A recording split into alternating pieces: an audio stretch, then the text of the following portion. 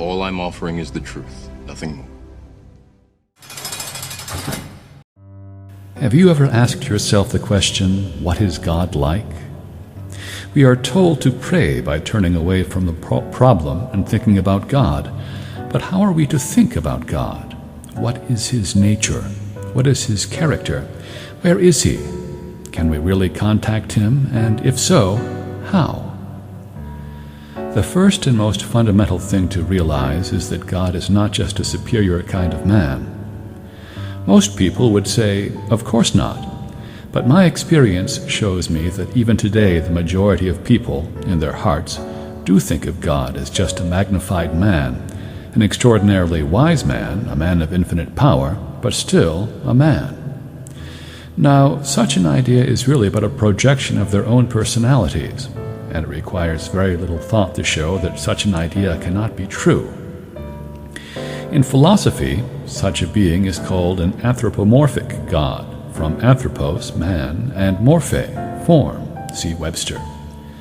And no such finite person could possibly have created the boundless universe that we see through our telescopes, or the infinite variety of minute forms that we contact through the microscope, to say nothing of the infinite creation of which we are still altogether unaware. God is infinite, which is infinite or unlimited. Reflect upon this every day of your life, and a lifetime will not be long enough to grasp all that it means. A great practical difficulty in discussing God is the fact that we have no suitable pronoun to employ. We have to use the words he and him. We have no alternative, but these words are very misleading because they inevitably suggest a man or male. To say she and her would be equally absurd, and the word it, besides seeming to lack in reverence, suggests an inanimate and unintelligent object. The reader is therefore asked to bear in mind that the use of he and him is an unavoidable makeshift, and to correct his or her thought accordingly. There is no way to find God except by prayer, and prayer is just thinking about God. The Bible says that God is spirit, John 4:24, and that they that worship Him must worship Him in spirit and in truth. To worship Him in spirit means to get a spiritual understanding of His nature, and we shall now endeavor to do this. We shall not attempt to define God because that would be to limit Him, but we get what is for all practical purposes an excellent working knowledge of God. We shall do this by considering different aspects of His nature, one by one. Of these, there are 7 main aspects that are more important than any of the others. These are 7 fundamental truths about God, and all the others are built up of combinations of some of these 7. These truths never change. They were the same a billion years ago, and they will be the same a billion years hence. So naturally, it behooves us to get as clear an understanding and as strong a realization as possible of these 7 main aspects. This can be done by thinking about them a good deal, comparing one with another, and identifying them in the experiences of everyday life. This is prayer, and very powerful prayer, too. The quickest way to solve a particular problem is to meditate on whichever aspect is the most appropriate in that particular case. Thinking of any aspect of God will solve a problem, but if you select the right aspect, you will get your result more quickly and more easily. The first main aspect is life. God is life. God is not just living, nor does God give life, but God is life. God is your life. Life is existence, or being. Realize the aspect of God as life for healing sickness, for the getting older belief, and for any kind of depression or discouragement. If a person seems to lack ambition, treat him for life by realizing the presence of divine life in him. Of course, you can heal animals and plants too. Animals usually respond quickly to this treatment, and plants very quickly indeed. But one should not try to keep an old animal alive by treatment after it has reached the normal span for its species. Joy is one of the highest expressions of God as life. Actually, it is a mixture of life and love. The Bible says that the sons of God shout for joy, and it means that one is radiantly happy because he is expressing the life of God in him at a high level or potential. The second main aspect of God is truth. God is truth. God is not truthful, but truth itself, and does not change. There are many things which are relatively true at certain times and places only, but God is absolute truth at all times and in all circumstances.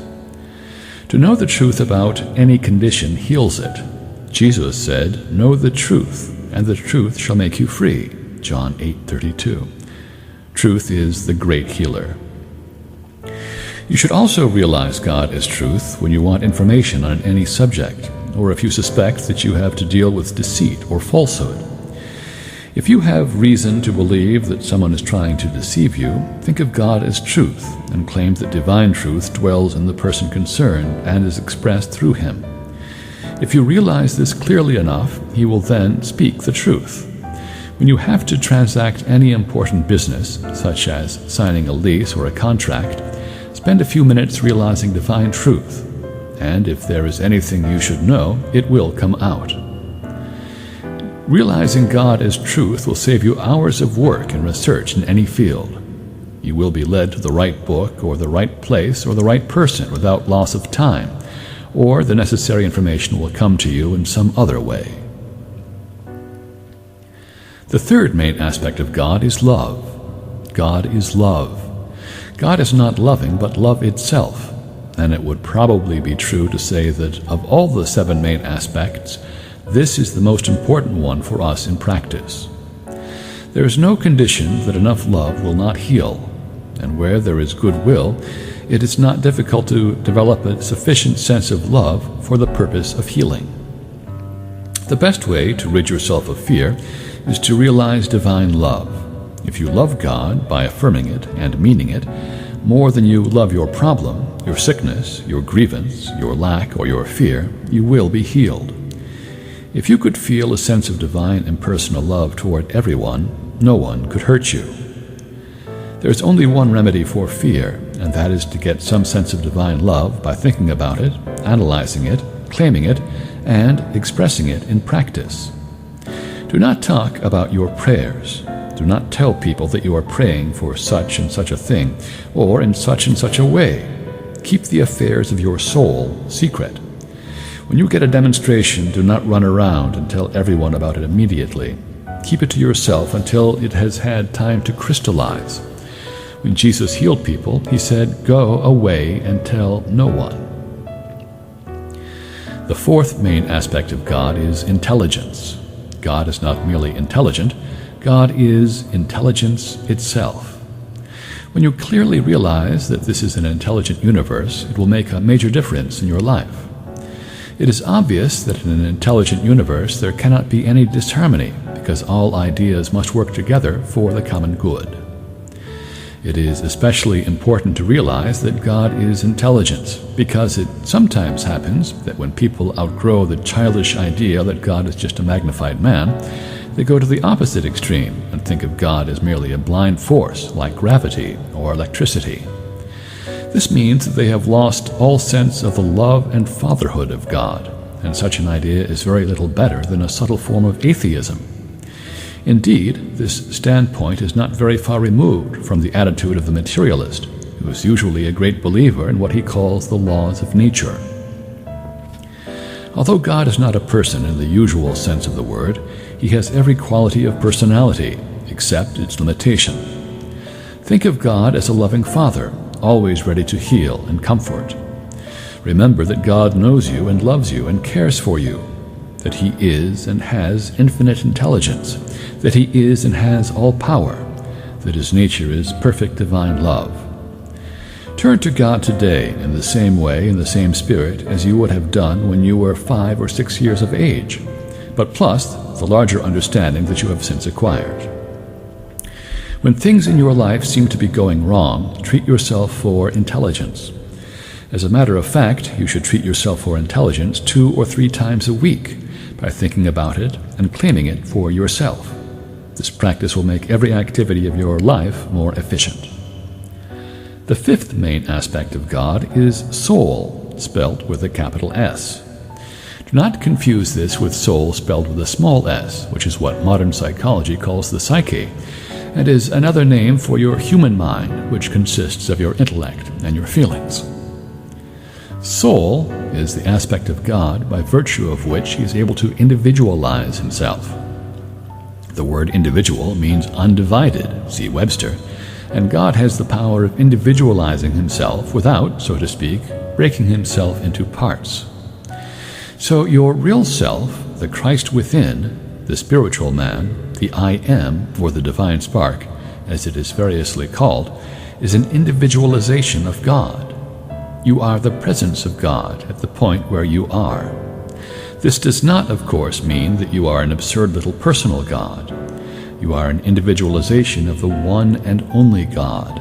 John 10:34. The aspect of God as soul is the one to realize when you are called upon to perform some task or undertake some responsibility that seems too great for you. If you get this clear enough, you will be amazed at how well everything will go, and you will have permanently entered a higher category of work. Whatever you have to do, it is good practice to remind yourself that it is God doing it through you. As someone has aptly said, man is the by means of, the channel through which God works. The sixth main aspect of God is spirit. God is spirit, John 4:24. Spirit is that which cannot be destroyed or damaged or hurt or degraded or soiled in any way. Spirit cannot deteriorate, it cannot grow old or tired. It cannot know sin or condemnation or resentment or disappointment. It is the opposite of matter. Matter is always deteriorating and wearing out.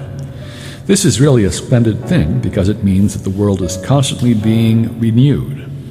Much of the material progress is due to this fact. For example, if automobiles did not wear out, we might still be using the primitive models of 40 or 50 years ago. We should never try to hold on mentally to material objects, but be ever ready to renew and improve upon them. All beauty, all good, all joy are the presence of God apprehended through the veil of matter. The time to realize the aspect of God as spirit is when something seems to be damaged or soiled or in decay. If you can realize the presence of spirit where the trouble seems to be, the evil condition will begin to improve, and if your realization is sufficiently clear, the condition will be completely healed. When Jesus saw the man with the withered hand, he realized that in truth that hand was spiritual, and the hand was healed. When you realize that any given thing is not in reality matter, but a spiritual idea seen in a limited way, that thing changes for the better. It matters not whether it be a living thing like a part of your body, an animal or a plant, or whether it is what we call an inanimate object. The law is the same. The so-called inanimate objects are really spiritual ideas. A table, your watch, your shoes, your house, seen in the limited, clouded way that we call matter. An animal is a wonderful grouping of God's ideas, in which intelligence is a principal component, but it is not an individualization such as man is. Do not theorize too much about this subject, but try a few practical experiments. When something is giving trouble, affirm and try to realize that in reality it is a spiritual idea, and watch what happens. If an automobile or any other kind of mechanism is giving trouble, try treating it. I know that this will sound fantastic to people unacquainted with spiritual law, and so I say, do not be obstinate, but try it. The seventh main aspect of God is principle, and this is probably the one that is least understood. People do not usually think of God as principle, but such he is. The simplest example of an ordinary everyday principle is water seeks its own level. This is a principle. It is not a particular drop of water, nor the course taken by a particular drop of water in a particular locality. It is a general principle that is true of all water everywhere on earth. It is not a particular thing or a particular action. It is a principle.